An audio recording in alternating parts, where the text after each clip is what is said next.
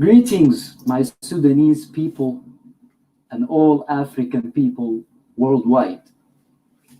Happy African Liberation Day.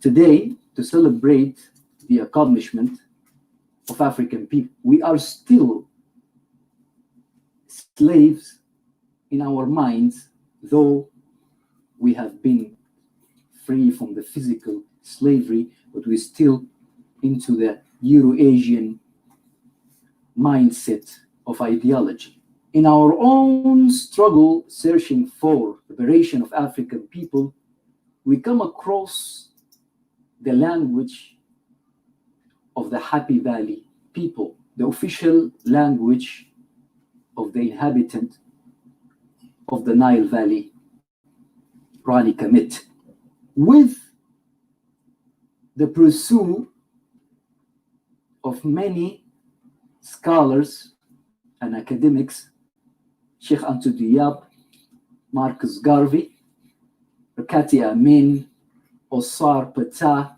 and many, many others. They have laid the foundation for us to move on that sovereign way of existence. Here in Sudan, we have opened a window with the Ministry of Education in the new transitional government to implement Rani Kemet as an official language for the Sudanese people. This is a big step, and it needs all the supports from Africans in the diaspora and in the continent as well. It needs the dedication of the Sudanese people in learning the language. Rani Kemet has given us the foundation to unite as African people. It given us the mechanism to fight. It given us our history, our knowledge of the past and the future. And most importantly, it gave us the sovereignty from the influences of Euro-Asian ideologies. Finally, I send my love and wishes to all African people worldwide on this great day of liberation. Thank you.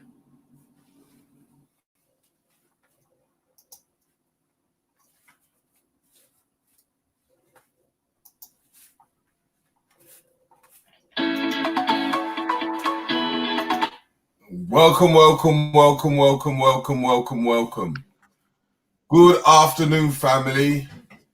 This is Black Eyes TV 7 once again, and we are giving you some information and some discussion of what we're trying to do in unifying, in understanding the UK-Sudan link-up.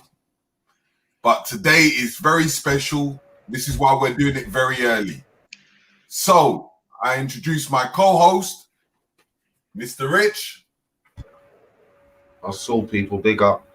Welcome back. Another episode, as Mr. Rigg said, Black Eyes TV, UK, Africa link up. I love it. We promised you it. Here we are.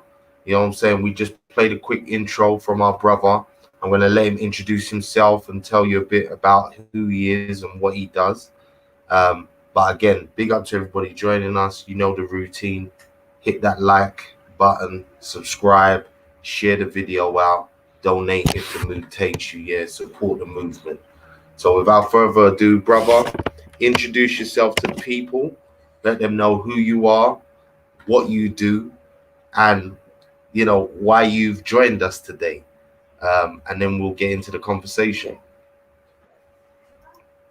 Okay. Greetings. Hotep and Hujasanib. My name is HERU Marie Amin from Sudan. And first of all, Brother Richie, I want to thank you for the opportunity to be on your channel and to express our thoughts and minds and everything regarding African liberation and African spirituality and African knowledge. I was born and raised in Khartoum, Sudan, and I've been studying the ancient language, Rani Kemet. Most people know it as hieroglyph. We call it Medunecher. It's the classical language of the African people in general and the Sudanese people in particular, if we're speaking about the inhabitant of the Happy Valley people. I've been doing lots of researches, lots of scholarly work on the language, and I found out that the missing link, as we call it, for African United Nations is ancient Kemet per se, or ancient Kemet language, the ancient Nile Valley language. So what we are doing here in Sudan is gathering people around ancient sites. We got a lot of, you know about the Kushite pyramids, the biggest constructions of pyramids in the world.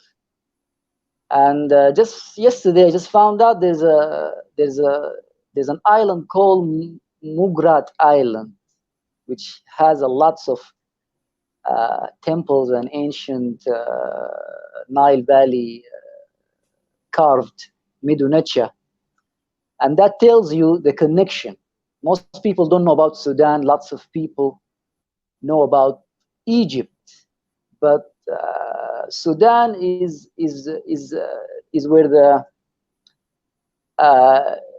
Jut Wa'ab, we call it in ancient Rani Kemet, which is the Berkel mountain. That's where Amun, the god, the Neter Amun, dwells. And the Neter Amun is the foundation of the Nile Valley spirituality and culture.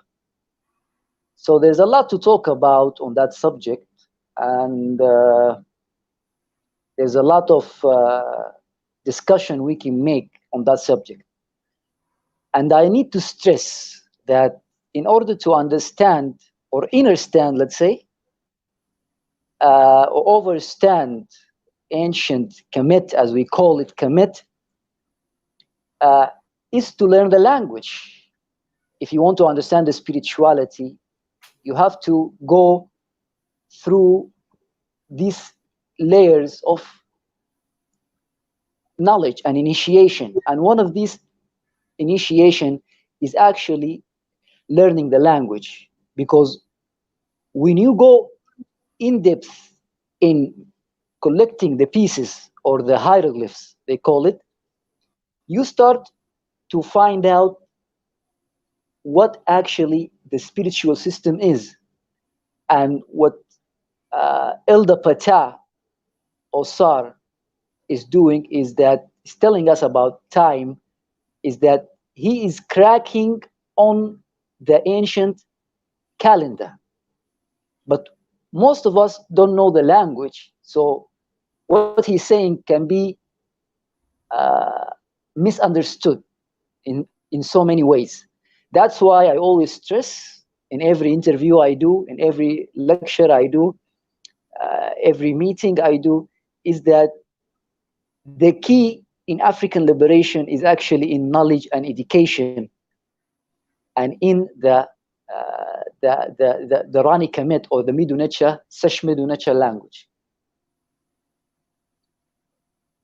I can leave the. Well, listen. I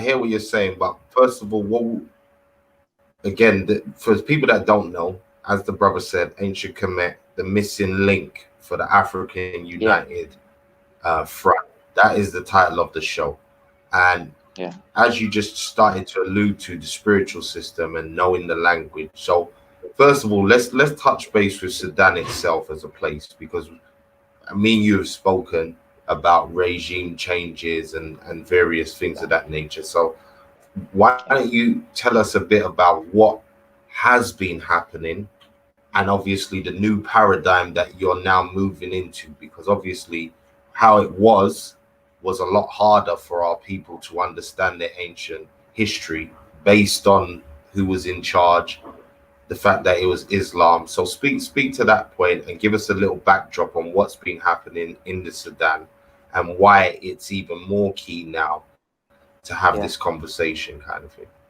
Yeah, great question. That's an excellent question. What happened is that there's a shift happening in Sudan, politically, spiritually, culturally, and everything. From a year from now, exactly a year from now, a revolution happened in Sudan. And we used to be ruled by the Islamic Front, they call it, or the Muslim Brotherhood. Most of you know about the terrorism attack in the UK and in the United States. Now, those group of people, they used to rule Sudan under a heavy Islamic extremist authority. So a revolution came about a year ago, and we actually overthrow the Islamic Front. But there's still the layers of power in the base is still running by some of the Islamists. But in the top, politically, they have been overthrown. So what we are doing right now with the new government is trying to find a way to fall apart these systems that they have to make a new democratic Sudan, you can say. And we're moving forward on that direction. And in that case, I must stress and say that there's still a pan-Arab Sudanese, which is people who still believe in the Arab culture, but there are only few people. The mass people are African nationals like myself, a Pan-Africanist, and the problem in Sudan is actually the way it is. The problem is in the identity, because we have been ruled by an Islamic Arab regime. The change that's coming out right now is a unified Sudan under an African theme. So searching for that theme, as you said, Brother Richie, is that in this time we need actually to unite, and we need a ground system to guide us. So why not? My suggestion is, why not using the system of ancient Kemet as a way to express our Sudanese identity? And don't forget that Sudan means black land, and Kemet means black land. And the language is called Rani Kemet, which means the mouth of Kemet, which means the mouth of the black land. So we still have the same name, which is Sudan. In Arabic means Kemet in the ancient language. And basically we are the same people. Sudan is a small Africa. For example, I've been to Ghana and Ethiopia. I've been to Ghana lately, and there is you can tell that there's two ethnicities, you can say, in Ghana. There is the Chi speaking people and another group. In Sudan, there is multiple ethnicities and languages, that more than 119 language and more than 400 ethnicities. So there's no face of Sudan. You cannot say that, oh, brother Heru Mari Maat from Sudan, he looks Sudanese, or brother Richie here, he looks Sudanese. You cannot tell. Sudan is all African. The African face is the melting pot.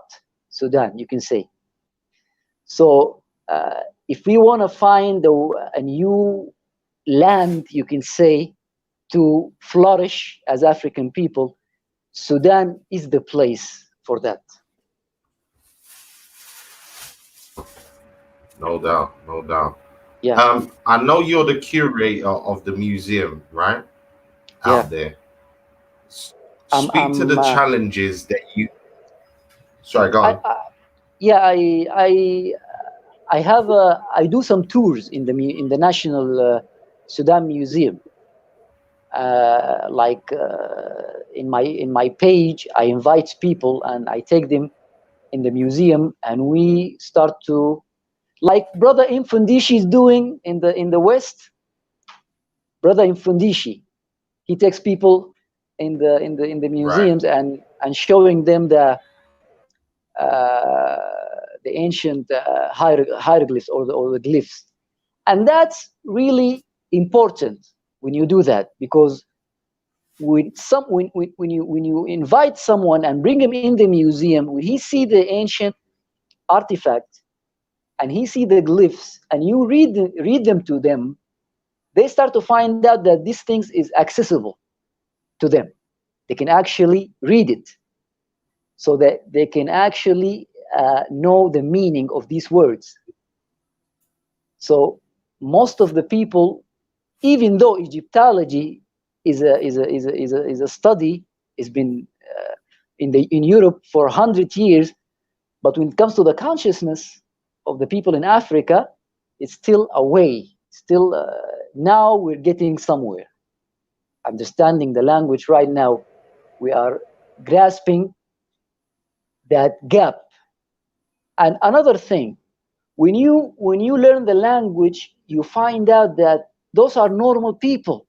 The Happy Valley inhabitants are just people like you and me, who just develop a system of language and a system of spirituality. But when you are away, when you don't understand the language, the gap is big. You think that you might even go in a pseudo, they call it, or a way of, like, some aliens build the pyramids, and this cannot be by normal people.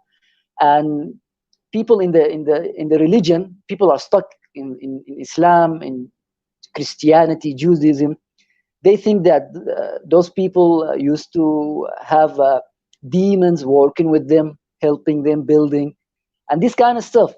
So these all are things or way of mindset developing without the actual knowledge of the language. That's why the language is key in our liberation as African people.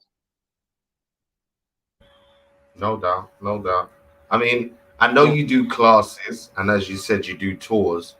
Has it become, was it difficult to maintain the tours and the classes, obviously, when the Islamic regime was on? Or was it just the case that now that the regime's gone, there's just generally more interest and as well as more freedom? Was that a problem? Yeah, you remind me of a funny story. In the Islamic regime, the manager of the minister of tourism and museums, he's a Muslim Brotherhood, and he said that in the newspaper, he said that I have never been in the museum because it has statues. He made a statement. The next day, yeah, it was funny. So the next day, he apologizes because a lot of people just came out, even just random Sudanese. You can read the paper. The minister of the museums and tourism said that he never been in a museum. So why you are a minister in the first place? You should be a minister of a mosque or go to Mecca or whatever, man. Why you are a museum in Sudan? Anyway, this all this is gone right now because we have kicked them out, and now we are moving forward and making a new Sudan. We call it the New Sudan, and we're carrying the vision of our elder and our revolutionist, Dr. John Garang Dimapur. He's from South Sudan. Unfortunately, South Sudan separated in 2005, but we still have good relations. He has a vision, Dr. John Garang, is that we must unite all of us Sudanese. We must all have a one identity. And that's what we are aiming for right now. Regarding teaching the language, it's really an adventure. Every day I learn something new. And the more I learn, the more I find that I don't know much. So knowledge is infinite. You never know enough. You always pursue. So when it comes to Rani Kemet or Sesh Madunecha, we are, I call it like a small child, just walking his first steps, because it's a knowledge that's been in the Nile Valley for more than 13,000 years. It's been recorded. So it's an old, very old civilization, and there is so much we can learn. Even in the ancient time, like in the time of Thutmose, they call him in Egyptology Jahutimus III. He has a kind of people around him, scribes, which he was searching about ancient scripture that he needs to implement in his government. So the study of the language, even in ancient time, was something that always been in the researches. So we need to not to be emotional, so much in emotions, rather be in knowledge, in mental. And if Brother Patah was here, he would know that, because he knows about time, that we are moving in the Aquarius age. We used to be in the Pisces age, which is emotions, water sign, and churches, mosques, and drawing people through emotion, religion, and crying for God and stuff like that, to a time or a shift into the age of Aquarius, which is an age of knowledge, an age of mental, it's air sign, an age of scholarship. So we need to move with the wave. We need to always to be in tune with the wave, so we won't stumble or go backward like some other people did. No, I hear you. And let me just say this to the people. We was supposed to have our elder Patah Seeker join us, but we couldn't kind of consolidate the time. So we're going to do a part 2 to this build where our brother will join us. So he'll be able to come on and elaborate more on what the brother's talking about as far as speaking to the time period that we're in, based on our Kemetic calendar, based on our Kemetic language that the elders talking about. And again, for those who don't know, PTAH has been on our show before. We've done several shows together, marking the Kemetic New Year, and also talking about the procession and 26,000 year calendar, procession calendar, and things of that nature. So hopefully next time you can tune in and find our brother here, Haru, with PTAH at the same time, and we can cover a few bases. What I wanted to ask you about is the Menecha, because again, there's been a lot of dispute over the years about what is it deciphered, is it not deciphered, and a lot of people don't seem to understand that I believe there's two different types of Menecha.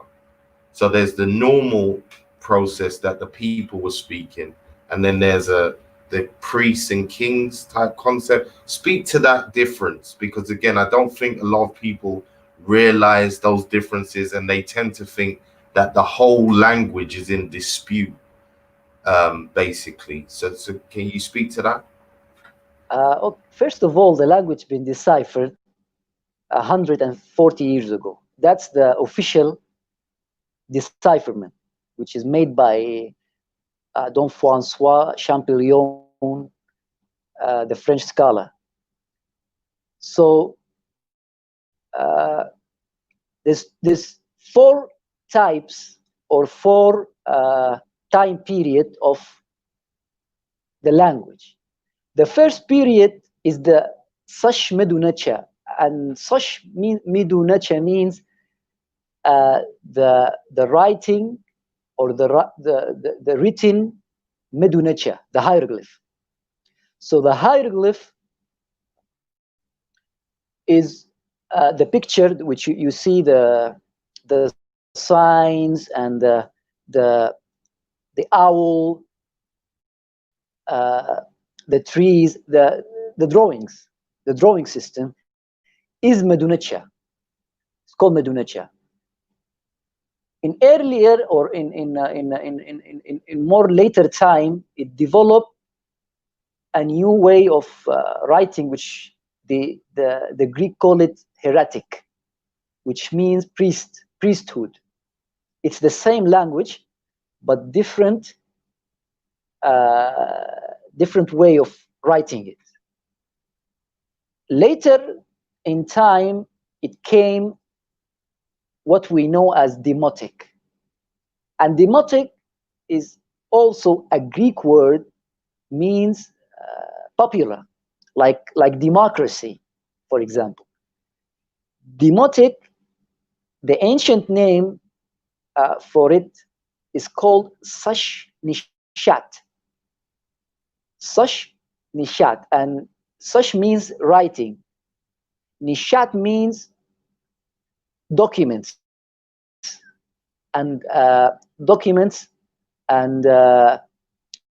legal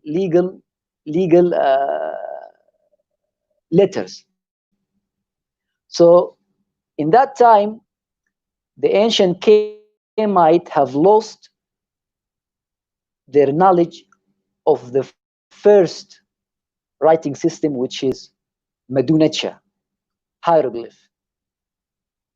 They lost it completely, but they still have their own way of writing, which the Greek call it demotic. Then after that, it developed the last stage, which is Coptic. Coptic is actually a spoken language, and it's been survived and still been used in Ethiopia and some part of Egypt in the Coptic church. So that's how the language been deciphered in the first place. They have linked it with the Coptic, and that's how they deciphered the language. We must know that Coptic is the last stage of Rani Kemet, and a lot of mispronunciation has been happening through all this time, but we still have we still have the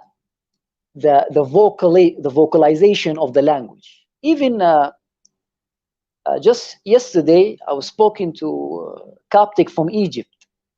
He came into my contact and he told me that he'd been watching my teaching, my classes, and he told me that he's from the Coptic community in Egypt. And he told me that the language is called Rani Kemet, and they call it Rani Kemet, and Ankh, Uja, Sanep, most of the vocalization is practically the same. So that's how we can be clear on the decipherment of the language, is that the Coptic is a living proof of the language is being the language is being spoken right now. So the language is alive. It's alive and well. Well, that's what I was going to ask you as well. I mean, and I've heard other scholars talk about the etymology of the language still being in other African languages. Yeah. So again, speak to that. Is it something that you can recognize easy? Is that a real statement? Okay. The language, it's got a lot of, like for example, Sheikh Antou Diab, in his researches, he found out that there's a link between Medunecher and the Wolof language in Senegal. And when you make a link, you don't make it based on words, because words it can be changed. Words can be it can be borrowed from language to language. For example, tomato. You know tomato. In Arabic, it's tamatim. Potato, in Arabic, is batatis. So these are, it's called loan words. But what Sheikh Antou Diab did is that he made a link in the grammar of the language. So when you make a comparison in the languages, you use the grammar, because the grammar is the structure of the language. So what he found out in the Wolof language, as he said, when I say in English, this phone is for him, right? So someone is not here with us, like PTAH, brother PTAH is not with us. If he's with us, I would say you, right? For example, I would say, this is your phone, Richie. But if you are not with us, I would say, this is his phone. In the Medunecher, or the ancient Rani Kemet, I would say, this phone, F is he. And in Wolof, they do the same. So in Wolof, they would say that this phone, F, which means that this phone is his. So this is the argument that the elder Sheikh Antou Diab did. And basically, Sheikh Antou Diab is the first one who cracked the African connection, and he had a quote, very famous quote. He stated that African, I hope I can remember this. He said that Black Africa identity is suspended in air until African scholars dare to connect it with ancient Kemet. That's the statement.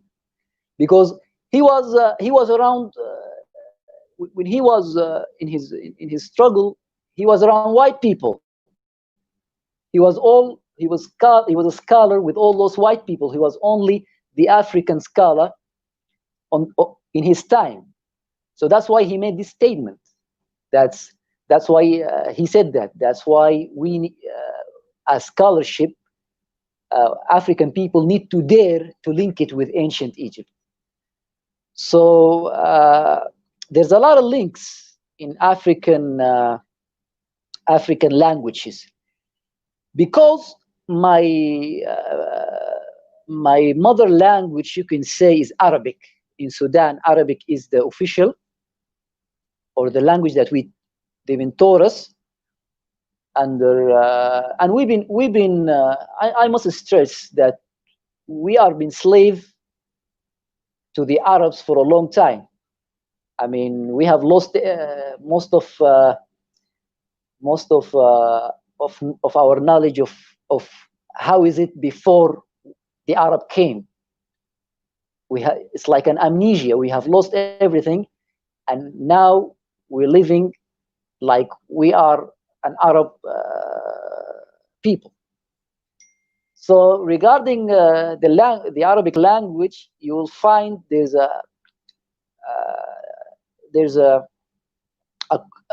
connection to ancient Kemetan language, but there's a big difference, because Arabic is a Semitic language, and if you want to tell the Arab from a non-Arab, in his you can tell from his accent, the way he speaks. So the Arab, they use their tongue like tha outside, but Africans use sa. So I cannot say, for example, garlic. You know the garlic? In Arabic, it's thum. Yeah, I understand. I hear you. Yeah, the garlic. In Arabic, Okay. it's thum. I cannot say thum. It's not in my vocal axis. I only can say tum. I say tum, but the Arab in Saudi Arabia, for example, or in the Gulf, the original Arab, they say thum. So there's a way that we have inhabited the Arabic language, or we have taken in our system, but in our own way. So it's not the formal Arabic; it's a Sudanese Arabic. It's an Arabic that is restricted to be so the Sudanese people can use it. A lot of connection. Hausa, the Hausa language, is a sister language to Kemet, to Rani Kemet. The Bija language, and a lot of connections. A lot of the Nubian language,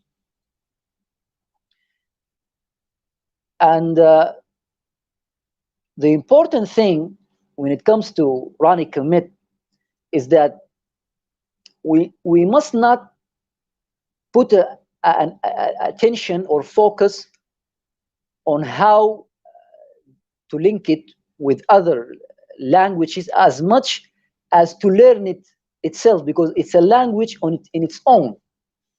It's something. It's a system that's already been established. You must learn this system. After learning this system, then you can link it to whatever African language living right now. But most importantly, or the first thing you need to do, is actually getting in the system. For example, Europeans have been studying this language for 100 years, and they are advanced. They are very advanced in that level, even though they are not racially connected to Happy Valley, but they still have figured out a way to study and learn the language. So the language itself is separated. With separated, I mean the language has its own system. And what Elder PTAH is giving us is just he took one symbol, small pieces of that system, and he made the calendar. Another brother took a small system and he make a way of speak like Hotep, Ankh, Ujasanib, Rani, Anuk, Sabah, Nimadunecha. So these are words that modern, we made it to express ourselves. That tells you how rich this language is and how much it can give for us as African people. No doubt, no doubt. Let me say big up to everybody that's coming in and joining us. Big up Hassan, big up Michael, big up Melanae Goddess. As always, as you come in, smash that like button. I want to ask a couple more things, but Riggsy, I don't know whether you've got anything you want to add or ask the brother before I start asking about the pyramid system. Is there anything you want to add, Riggs? Or are you cool right now? At the moment, big chat to everyone in the chat. Big up everyone. And big up the whole family, Black Eyes TV once again. Hit the like, share, and subscribe buttons. I just want to know, because, you know, as we know in the past, we always bring this to the center forward to the future. And informed of what do you see in how we as a people can able to get an understanding to working together, because we're in this pandemic time. What do you feel are the flaws and what do you feel as the gains of trying to working together with the African people on land in Sudan, as well as the people coming from the diaspora, because that has been the most difficult part of bringing the two together. Yeah. So I'm just looking at today's world. How would you see it? How can you see it working? Okay, good question. The unification of the West and the East, we call it Samatawi. I'm sure you heard of this phrase. Yeah. And Samatawi is the unification of Upper and Lower Kemet. That's in the ancient tradition. But what we are doing right now is making two people from the Eastern Hemisphere and the Western Hemisphere to unite and to make a new identity, or going back to ancient time with a new approach. And the faults or the errors that happening in this subject is communication, basically, just like we are doing right now. What we are doing right now is we are breaking the ice of the West and the East. For someone in the West, having met a Sudanese before, or having seen him speaking, or he wants to know what is in his mind. So this kind of conversation right now we're doing is melting this ice, so this communication can be possible. So first thing we need is good communication with each other. And other thing is trips, visiting, coming in Sudan, seeing the pyramids, seeing the ancient site, making a connection. And there's a lot of chances that people in the diaspora can get in Sudan. A lot of chances regarding visiting and communicating and speaking out loud. They cannot speak out loud in Egypt. For example, Egypt is still an Arab country as per se, and African in the West, they can come to Egypt and have fun with the pyramids and ancient sites, but they cannot approach Egyptians and telling them that this is African. It's a lot of weirdness gonna happen. But in Sudan, I think they will feel very comfortable when they come to Sudan and saying, "Oh, this is an African civilization." He will say, "Oh yeah, because we are African people, we can easily communicate in that field." So communication is a key. Connection, making connection with each other is a key to have a unified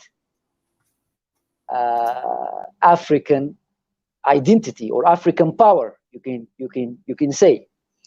And yes, it's true. It's been said that the first meeting of African unity has been done in the West. So the West has a lot of contribution in the African liberation. But the West needs to approach to the people in the continent even more, making a more connection with the people in the continent. And the consciousness, it's really funny. I was just thinking about this a few days ago.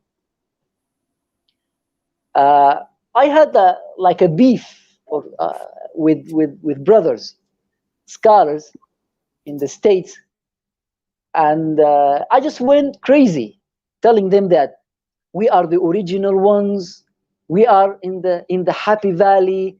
You are way in the West. So happened like some kind of a beef between us. And I was thinking that the reason that happened is that because they are so advanced in consciousness. We're talking about African consciousness is very advanced in the West, and it's very late in the continent. Same thing with Africans in the West and Europeans. Like Sheikh Anta Diab is doing, he was with the Europeans, but he was speaking to his African people. Why you're not? You have to dare to link ancient Egypt with the African people. He did a lot of researches on Black Africa to white scholars, not because he likes them or because they already have made established layers of consciousness of the language. They have lots of books in German, in Polish, in English, French. All European language have a department of Egyptology. In Africa, in Sudan, for example, we don't have a single Egyptology school. So there's a big difference. So when you want to approach, like for me in the continent, if I want to approach the Africans in the West, I need to draw their attention that that we can have the same consciousness they have. We can reach that same level of African consciousness that you have, but it needs time. So if you are getting what I'm saying, that the connection between African in the continent and in the West in this time is very it's very near. It's very you can say it's very connected at this time. Yeah.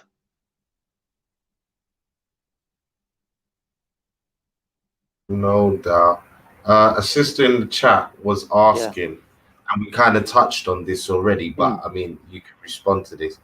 Can you ask the brother, how as a practitioner of a non-Islamic faith, obviously, how you're received? Are the people accepting of you?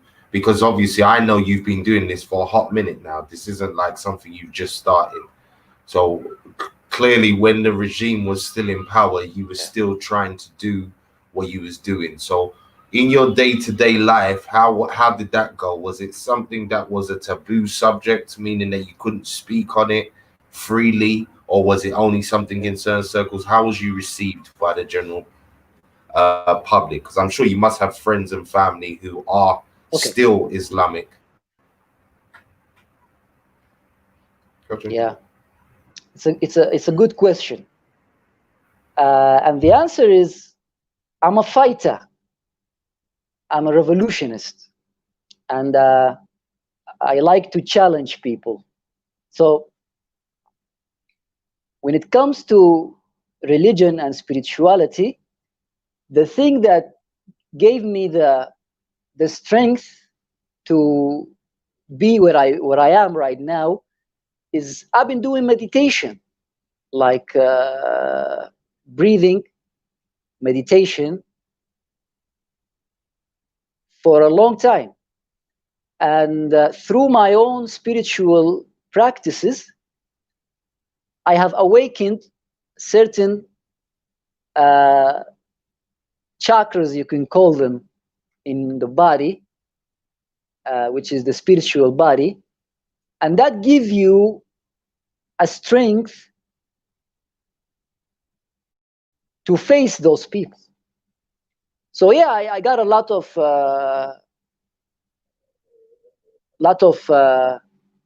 resistance from the family and friends and so on.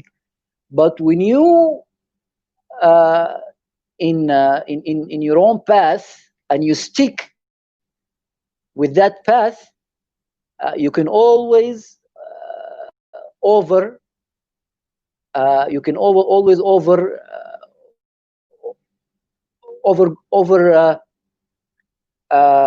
you can always go through it. That's what I'm saying. So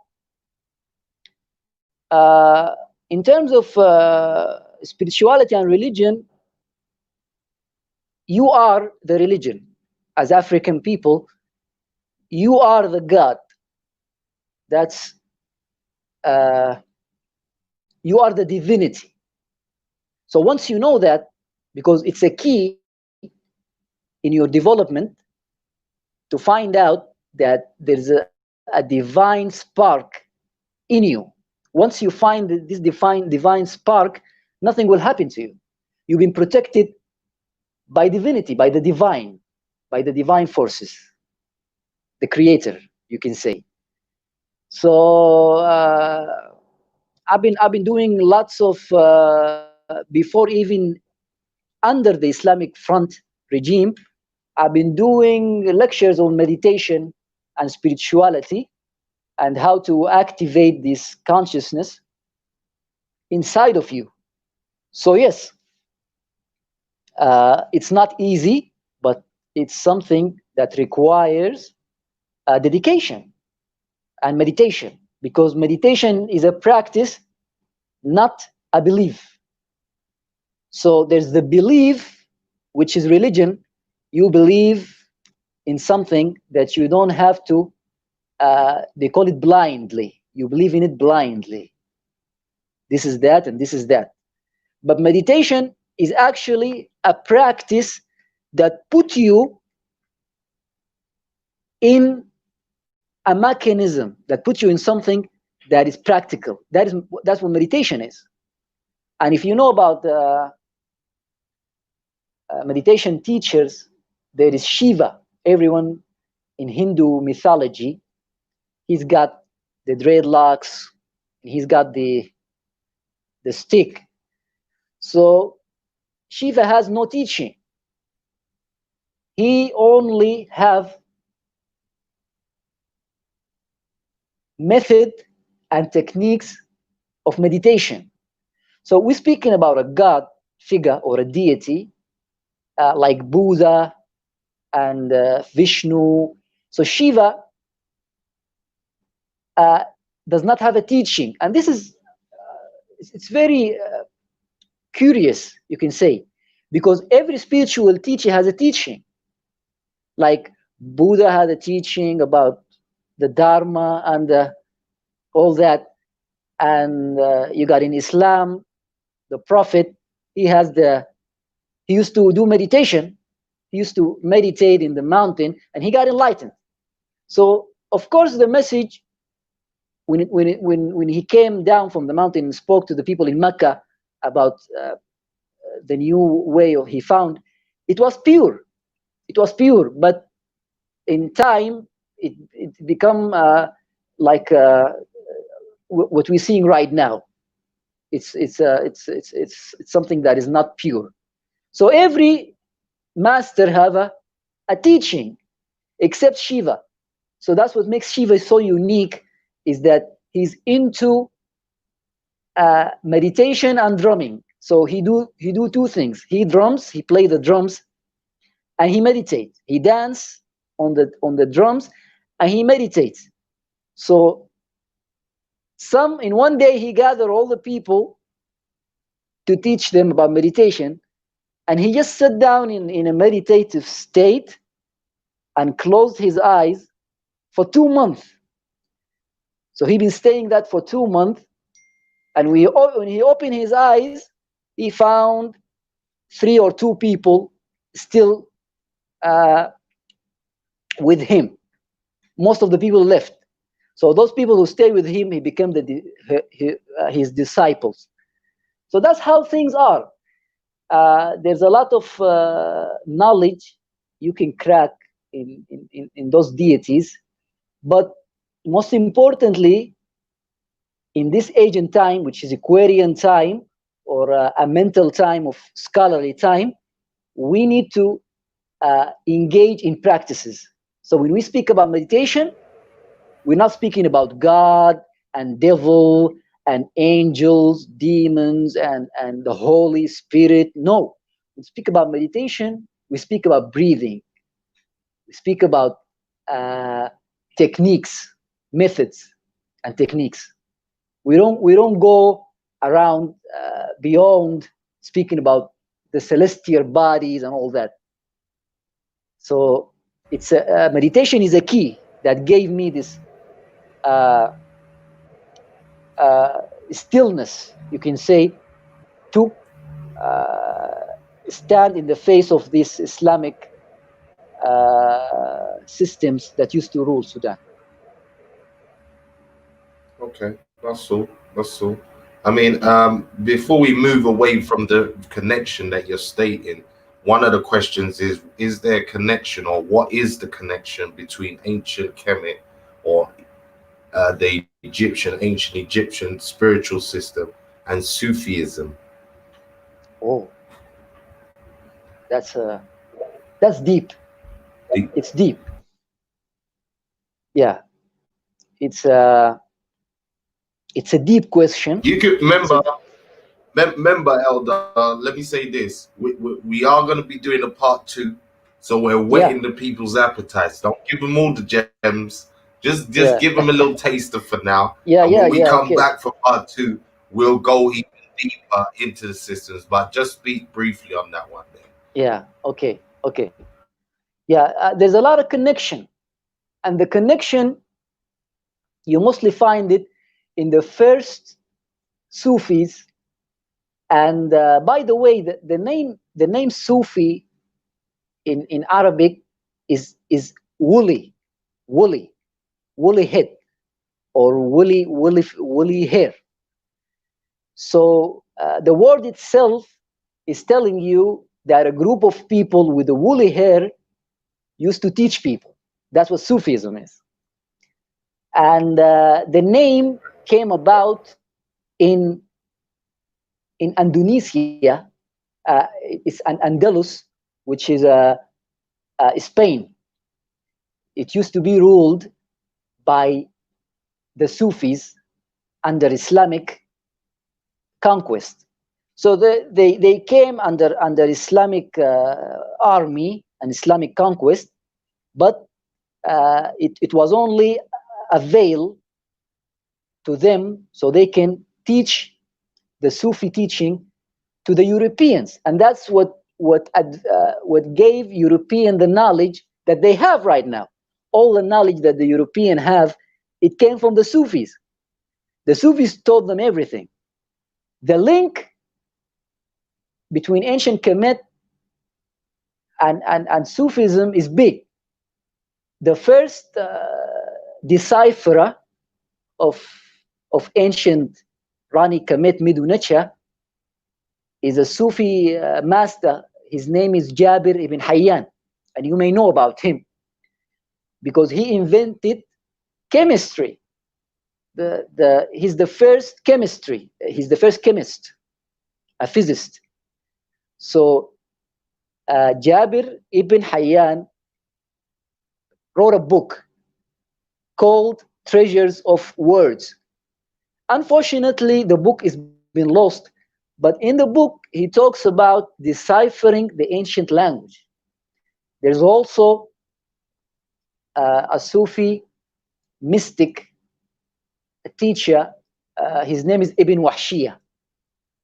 He's one of the first also Africans. By the way, those all are African people, African, North African Sufis.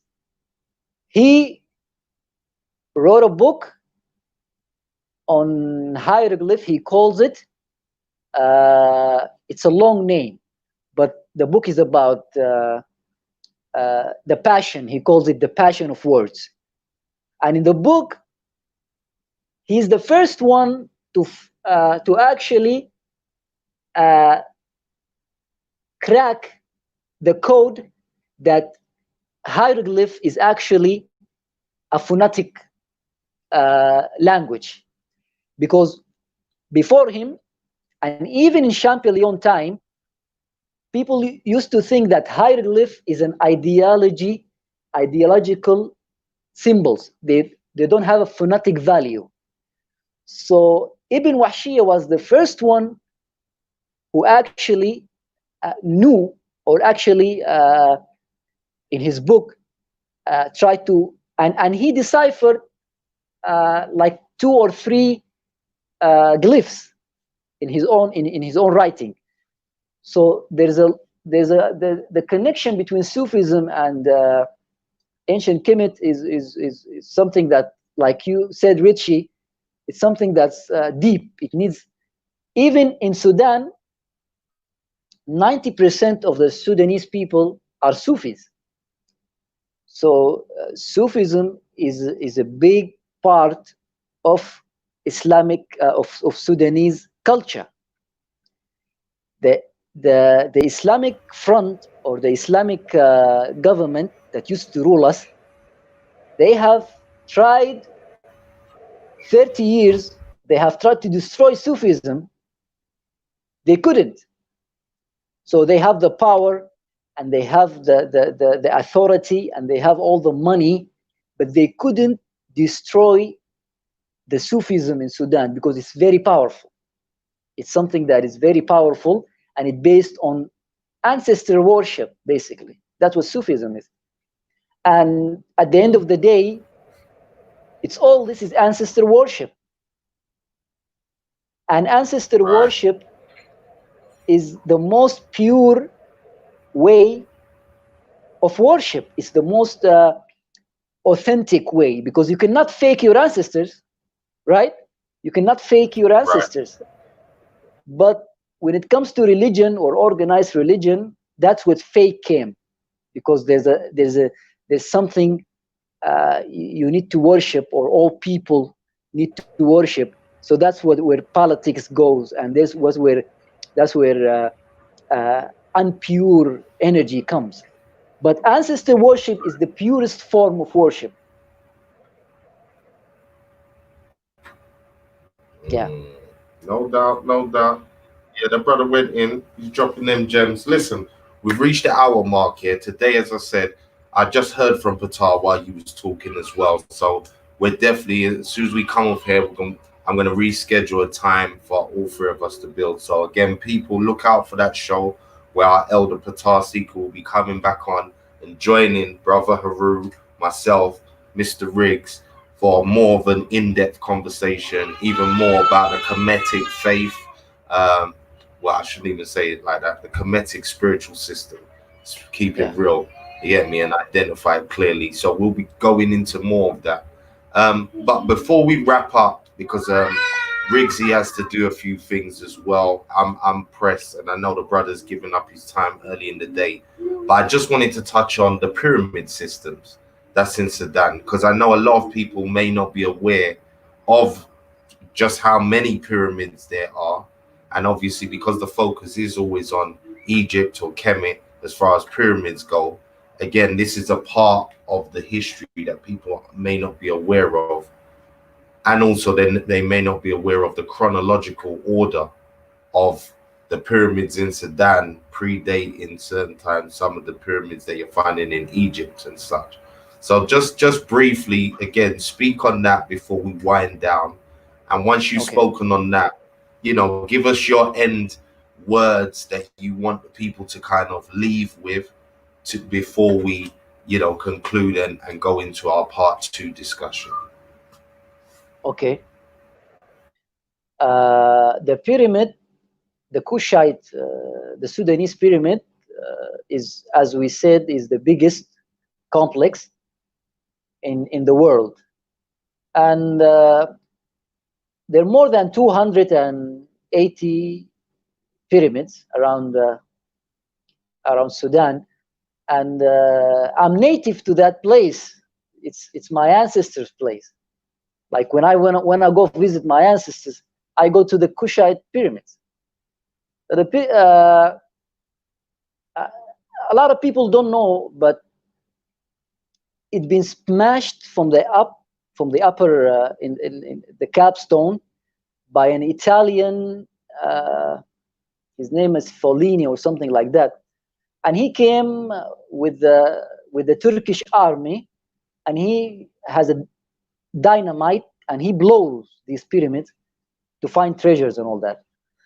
So now there's a reconstruction of these pyramids happening, and there's a lot of topic I can touch on that subject, Brother Richie.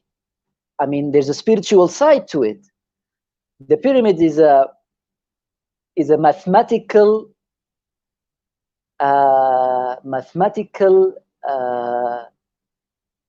structure that has a spiritual side to it. So the pyramid is not it's not a tomb for the dead. I mean, that's something that Egyptology and most people think, that the pyramid is a grave. They haven't found any dead person under a pyramid. So it's been documented. Facts. So yeah, it's a fact. They didn't have found, and the burial is in the Valley of the Kings. So you go to the Valley of the Kings in Luxor, you will find your pharaohs and your queens buried there. So the pyramid is what we call a bioactive field. And what do I mean by that? Bioactive is like what the nuclear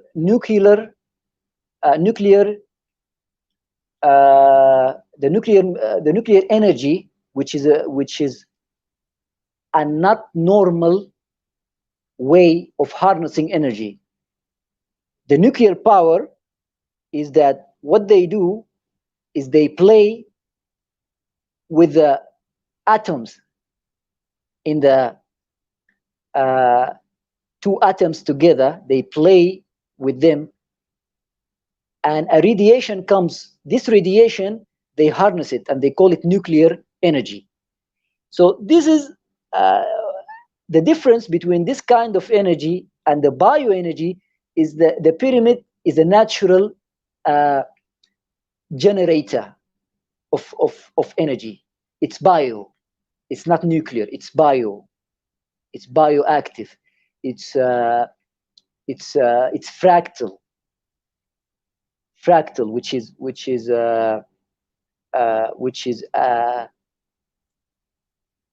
like the African hair, the afro. Now that's a fractal. That's a fractal field, because the woolly hair goes like this, like nature. It goes like the trees, while the other kind of hair, it's different. So there's a lot of things we can touch on the pyramid. So I'll leave it on that. And lastly, I would thank you, Brother Richie and Mr. Big Regis for this interview. And hopefully in the near future we can continue on that discussion. So I thank you very much for the opportunity. No, most definitely. Listen, we're definitely coming off of here. As I said, we're going to schedule it. We're not leaving it for a long period. We're going to come back and strike in the next few days, hopefully, or by the end of next week, or within next week. We'll arrange to do part 2, as I said, and we'll come on, and then we can go deeper into the sacred geometry of pyramids. We'll talk a bit more about the Menetra. I want to get into, because I know, as you were saying, you're trying to suggest it as something that should be taught in the educational system. So I want to talk more about how you see the curriculum of that playing out. So yeah, we're going to cover them bases. Again, big up to everybody that's tuned in and joined us. Riggsy, if you're there and you want to say anything to conclude, from me anyway, it's been a pleasure speaking with you, brother. I'm glad that we finally got you on. And yeah, to everybody in the chat room, go back, because some of you kind of came in late.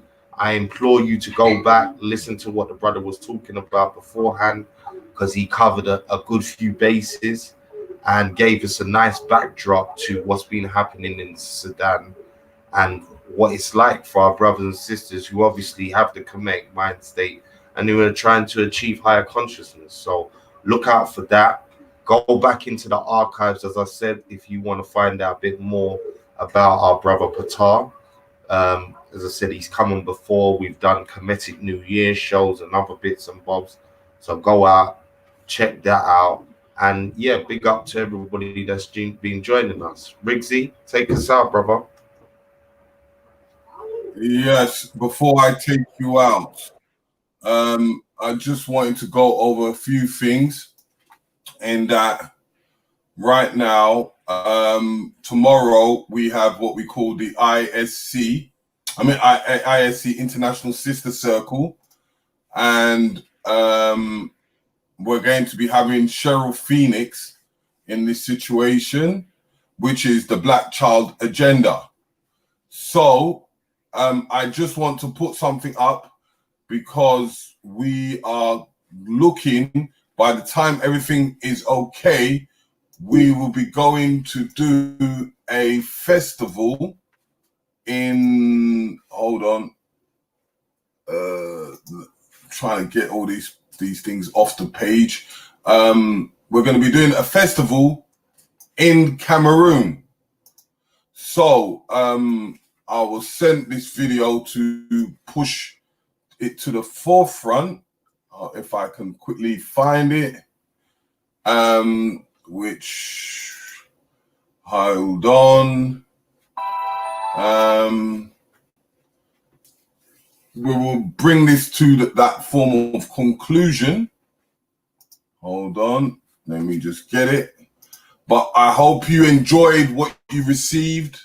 As I always say, spend black, live black, enjoy being black, enjoy the black sun. Make sure you turn black, because that's what it's all about, being that blackness. So let me just do the finalizations. I hope you have shared and liked in the descriptions. Hold on. Before I leave out. Hold on. Let me get these things ready for you. Can you see it, Richie? No. Hold on. I'm seeing them. Hold on. 1 second. Let's just get this thing tight. All right. So now I'm just going to make sure that I put it in place. You know, and we... Can you see it, brothers? Yeah, we're seeing it. Okay, so love, peace, and harmony. Hope you enjoyed the show, and we will see you soon tomorrow. Love you loads. I enjoyed it, and I hope you did too. Peace. Peace, family.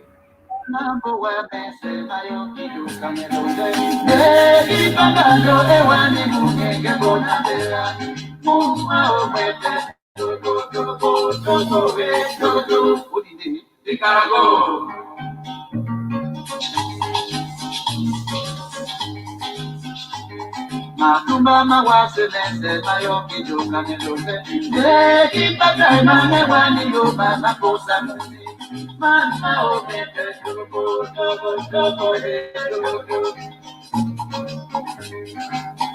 Odi songele pito Padi se punya bilame. Rudina torika ekipanga do e polo panga. Yepe kinya banga yo.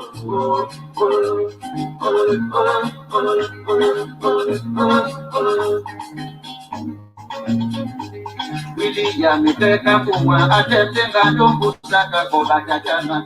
Kusimate mumyo ike kawasa kando bikwani. Kenya bewa dedi, Kenya bewa bobeyo.